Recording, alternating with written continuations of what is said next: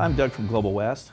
Thought I'd take a second here and talk to you about adjustable strut rods for 1967 Mustangs. In this particular case, the 67 Mustang stands alone. Now, what a strut rod does is it controls the fore and aft movement of the lower control arm under acceleration and deceleration. This happens to be a stock strut rod. It's threaded right here, and you can see how these rubber bushings would normally attach. And in one of our prior videos, we talked about the performance strut rods that are available for the Mustangs. This happens to be an SRB5. So this type of strut rod bushing is by far better than the original strut rod bushings. But to go to the ultimate setup, what we want to do here is go to a rod end system. Now we have one right here. This is the ASR 5.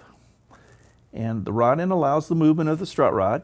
So if it was attached to the control arm, it allows for this to go up and down with no resistance. But the beauty of this is there's no fore and aft movement. So under hard acceleration or deceleration, there's a lot of load going through this particular area. And when you have a rubber bushing in here, in this particular area, this strut rod has a tendency to shift fore and aft, which is changing your alignment. It's changing how the car feels. It creates an instability factor. So by switching over to something like this where we don't have that, you've eliminated all those conditions. Now this is an easy bolt-on. Let me show you here. This goes up under the radiator where on the frame support. This indexes in the frame, so the rod cannot shift up or down. This hardware goes on the outside. The frame would be sandwiched right here. Torque it down.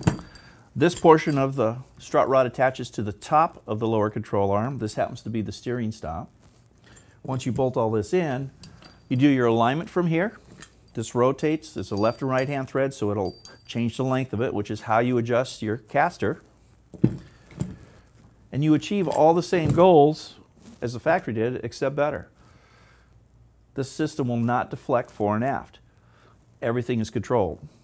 For a performance application like autocross, road race, drag racing, street, this particular system is definitely the way to go for all applications.